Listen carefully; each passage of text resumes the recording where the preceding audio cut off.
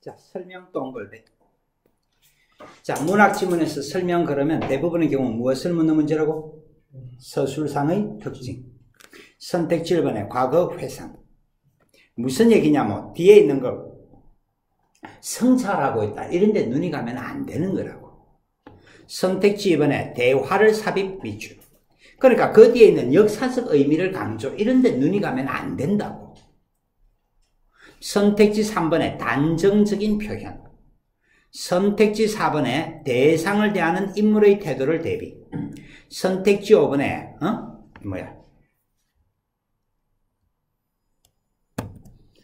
미쳐버리겠다. 방금 누가 비웃었냐? 방금 어느 놈이 비웃는 소리가 들리던데. 예, 다시 한번 말씀드립니다. 이게 스피스 프로4라고 해가지고 인터넷에 보면 굉장히 좋은 말들이 많이 올라와 있어요. 사면 엄청 좋을 것처럼. 그래서 나도 샀습니다. 차라리 국산 거 샀으면 빵빵한 거 샀을 거다. 예, 스피스 프로4 비춤이다. 나는 이거 탈날 때까지 쓸 겁니다.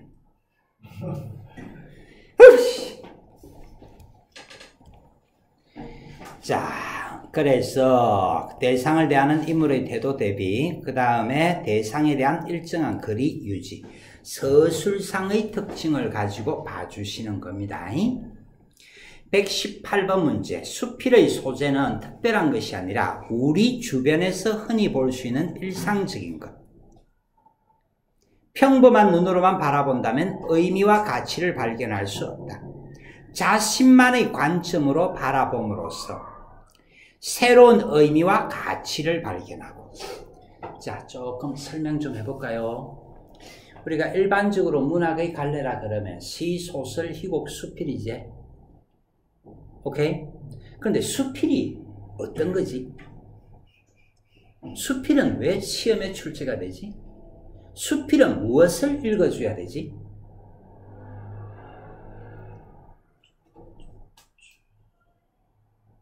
여러분들, 수필에서 가장 중요한 것은 뭘까요? 작가의 개성이다.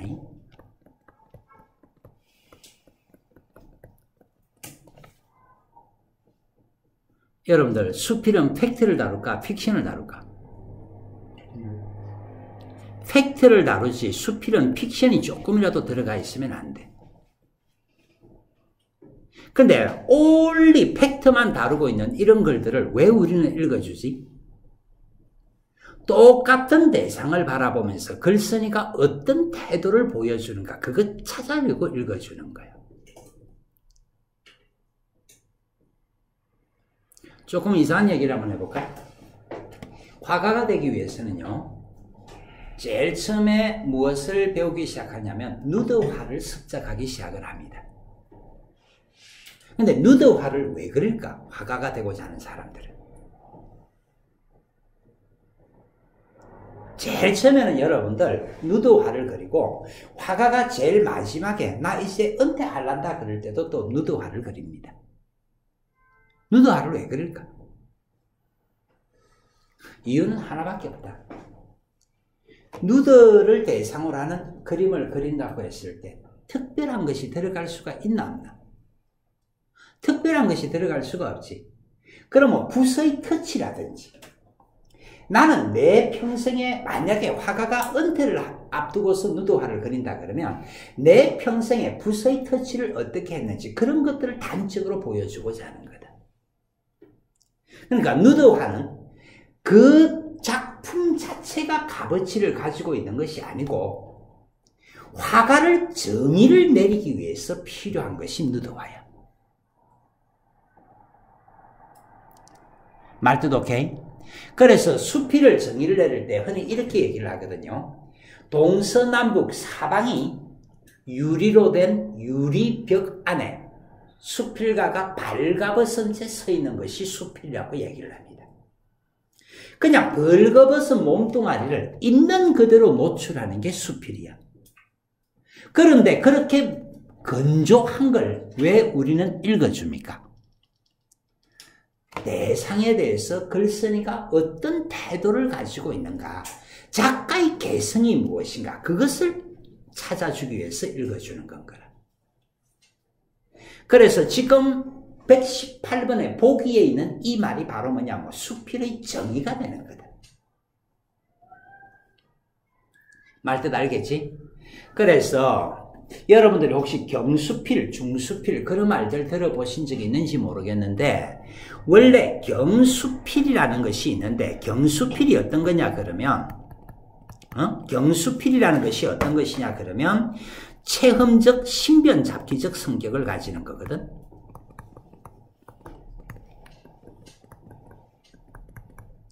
체험적이고 신변잡기적 성격. 그러니까 신변잡기라는 것이 뭐냐면 내 주변에서 일어나는 아주 사소한 이야기를 다루는 것이 신변잡기적인 거야. 오케이? 근데 이러한 자기 체험 같은 걸 우리가 왜 읽어준다고요? 보기에 밑줄 끈한 거 있지? 자신만의 관점으로 바라봄으로써 글쓴이가 어떻게 바라보고 있는가, 오직 그것 찾아주는 게 수필이다. 그래서 아까 전에 고전 수필할 때 선생님이 뭐라고 얘기를 했냐 그러면 수필의 대상이 무엇인가를 확정을 하고 그 다음에 그 대상에 대한 글쓴이 태도만 잡아주면 된다 그랬지. 수필은 오직 그거밖에 없어. 말 되겠죠? 자, 그래서 수필이 나오는데요. 들어가 봅시다. 이태준의 파초라는 수필이네요. 이태준의 파초. 일단 여러분들 제목을 보시면 수필의 대상 불러 파초. 오케이? 열심히 읽어가는 게 아닙니다. 열심히 읽어가는 게 아니고요. 파초에 대해서 어떤 태도를 보여줄까, 그것 고민하면서 읽어가는 겁니다. 말뜻 알겠지요? 들어갑니다. 작년 봄에 이웃에서 파초 한 그루를 사왔다. 파초 동글뱅이 돌려주면 이게 바로 수필의 대상이 될 거고요. 얻어온 것도 두어 뿌리 있었지만, 파초가 뭔지는 알지? 몰라요. 혹시 파초도 뭔지 모른다든지 그런 몰상식한 인간들이 있는 건 아니겠지?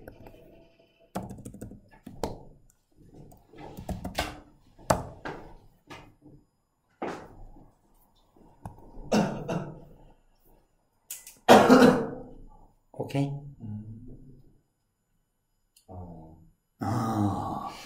돌 깨지는 소리.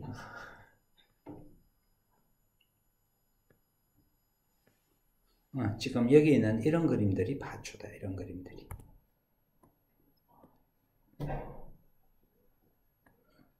오케이? 이런 게 파초다. 자, 계속합니다.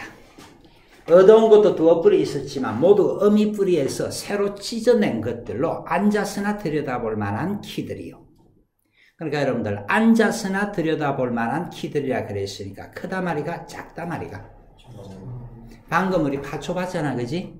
제주도 혹시 가보신 적 있는지 모르겠다. 제주도 가면 파초가 크더나 작더나 굉장히 큰 나무들 심어져 있잖아. 그게 아니고 앉아서나 들여다볼 만한 키들, 작은 파초. 요게 언제 자라서 키 큰 내가 들었을 만치 그늘이 지나 생각할 때는 저기 한심하였다. 키 크기를 바란다는 얘기네. 그래 지나다닐 때마다 눈을 빼앗기던 이웃집 큰 파초를 그에 사오고야 만 것이다. 워낙 크기도 했지만 파초는 소 선지가 제일 좋은 걸음이란 말을 듣고, 선지가 뭔지는 아십니까? 선지국 먹어봤나 안 먹어봤나? 생선 씻은 물, 깻묵물 같은 것을 틈틈이 주었더니 당년이라 말은 올해라는 얘기다. 올해로 성북동에서는 제일 큰 파초가 되었고 올 봄에는 새끼를 5이나 뜯어내었다. 뜯어낸다는 말이 무슨 말인지 알겠지? 파초 그림 사진 봤잖아, 그지? 자, 그런 것이 올여름에도 그냥 그 기운으로 장하게 자라 지금은 아마 제일 높은 가지는 12자도 훨씬 더 넘을 만치 지붕과 함께 솟아서 푸른 공중에 들이웠다. 큰 키를 자랑하네. 지나는 사람마다 이렇게 큰 파초는 처음 봤군. 하고 우러러보는 것이다. 나는 그 밑에 의자를 놓고 가끔 남국의 정조를 명상한다. 남국의 정조라는 말이 왜 나오는지 알겠나? 파초 원래 우리 거가 넘어 거가. 원래 넘어 거잖아. 따뜻한 지방에서 자라는 거야.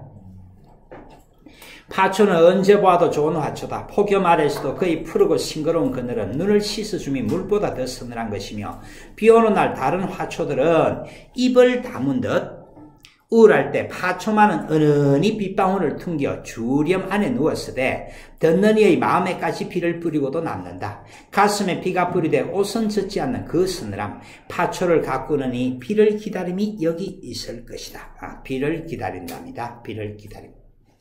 자, 정리를 해야죠. 정리를 해야죠. 수필의 대상불러 파초. 그런데 이걸 줄거리 쭉 읽어가는 놈이 있으면 그게 뭐냐면 머리가 아닌 머가리가 되는 거다. 머리를 가져야지 머가리를 가지면 안 돼. 글쓴이의 태도. 좋아요. 좋아요. 내가 글쓴이의 태도. 여러분들 봐볼까?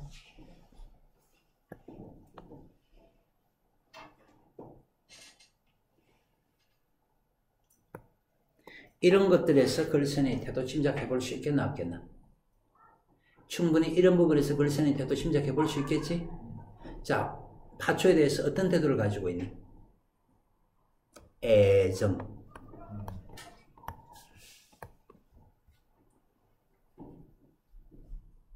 되겠어? 또 파초에 대해서 글쓴이의 태도 드러내는 부분이 있을까 없을까?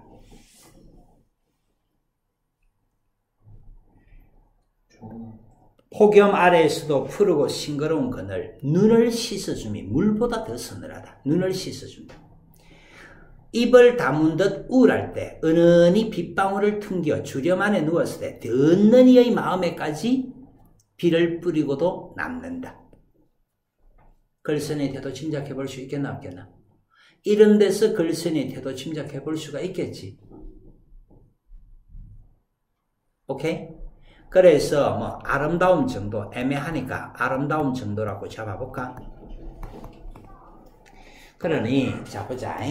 쌤이 소설 지문을 읽어 넘어갈 때 줄거리 읽으면 안 된다 그랬지? 소설 같은 경우는 계속해서 갈등을 정리를 해가면서 읽어주라 그랬잖아. 근데 수필은 갈등이니 뭐니 그런 것도 없거든요. 아까 전에 뭐라고 얘기를 했냐니까 사방 유리벽 안에서 벌거벗은 채로 남들에게 내 알몸을 그대로 보여주는 게 수필이라 그랬잖아. 그럼 이 글은 남들은 뭐라고 하든지 간에 나는 수필에 대해서 어떻게 생각하는데 그걸 찾아주는 거란 말이다. 나는 수필에 대해서 어떤 태도를 보여주는데 무한한 애정이라든지 수필에 대한 아주 우호적 생각을 가지고 있습니다. 이렇게 찾아주는 게 수필인 거라. 자꾸 똑같은 얘기인데 공부 열심히 한다고 점수 나오는 게 아니대. 열심히 한다고 점수 나올 것 같으면 개나 소나 1등급 받을 수 있어. 열심히 하는 것이 아니고 포인트를 잡아주라고. 수필은 글쓴이 태도만 이렇게 잡아주면 되는 거다. 되겠느냐? 자, 오늘 앞집 사람 세모. 일찍 찾아와 보자 했다. 나가니 그 파초 파십시오 한다. 팔다니요. 저거 이제 팔아버리셔야 합니다. 저렇게 꽃이 나온 건 다 큰 표고요. 내년에 영락없이 죽습니다. 그건 제가 많이 당해본 일. 그립시오. 죽을 때 죽더라도 보는 날까지 봐야지 않소? 그것까지는 이제 더 달 더 보자고 그냥 두세요. 지금 팔면 파초가 3가나 저렇게 큰 것 5원도 더 받습니다. 저렇게 큰 것 5원도 더 받습니다. 누가 마침 큰 걸 하나 구한다죠. 그까지 슬쩍 팔아버리시죠. 일단 왜 밑줄을 끄냐 그러면 글쓴이의 태도와 관련될 것 같기 때문에 밑줄을 긋는 거다. 중요해서 밑줄이 아니란 얘기다. 여러분들이 지문을 읽어봤으니까 이 글은 여러분들 누구와 누구의 대비가 이루어져 있을까? 후반부에서는 글쓴이와 앞집 사람들의 대비가 이루어져 있겠지. 그렇다면 어떤 대비가 이루어져 있습니까? 이것을 통해서 글쓴이의 태도를 짐작해 볼 수가 있다는 얘기인 거라. 계속한다.